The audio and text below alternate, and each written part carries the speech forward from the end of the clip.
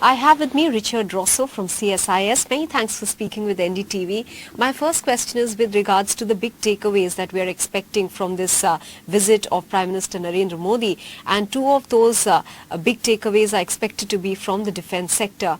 Are we looking at a purely buyer-seller relationship to continue between India and the United States, or is there a possibility of technology transfer? Technology transfer, that's kind of the line that India's been holding out. We've tried to do programs to accelerate technology transfer in the past. They haven't been successful. Even the big deal that we kind of looking for on this trip on jet engines was first announced when President Obama visited India for Republic Day 8 years ago. And it wasn't able to move out of the starting blocks at that point. Now we re-announced it again in January, and here we are just a few months later, and it looks like we're on the cusp of having a significant announcement. But not just technology transfer, too. I think India wants to see the United States recognize and react to some of the strategic threats India sees in its own neighborhood. Most American analysts, when we say Indo-Pacific, we really mean the Pacific more than the Indian Ocean. But that's not where India sees the strategic playing field. So a little more balance there would be good for this visit as well.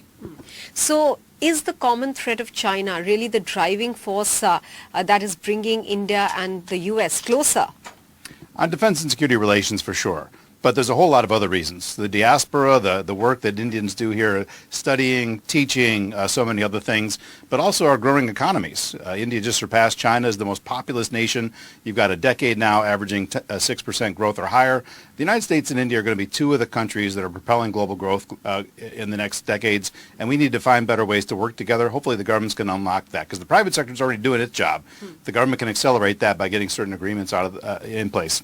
Talking about the private sector, Jake Sullivan, the US NSA, was in India just a week ago, and he stressed on the fact that it has to be industry to industry contact if we are to take the tech partnership forward.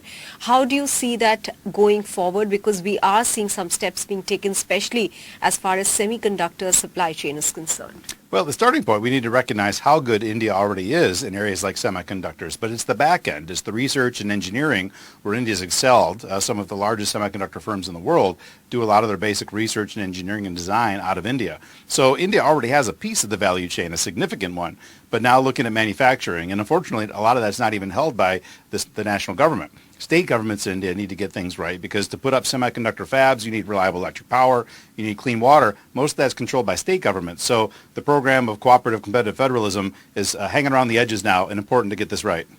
My final question to you is with regards to the other sectors where we can see more collaboration between the two sides.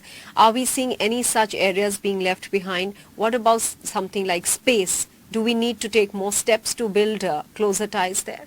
Well, I understand that space is supposed to be also underscored during this visit significantly. The areas that I think don't get enough attention, you don't really see a lot of government actions on supporting the broad IT service industry, which still remains the backbone of U.S.-India commercial relations.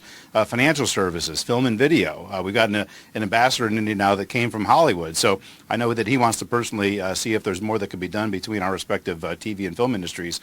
Basic manufacturing, if it's not strategic, it's not really on the agenda, we need to get that as well, because India needs to find employment for the hundreds of millions of folks that are about to leave basic agriculture, move to the cities, and they're going to be looking for jobs.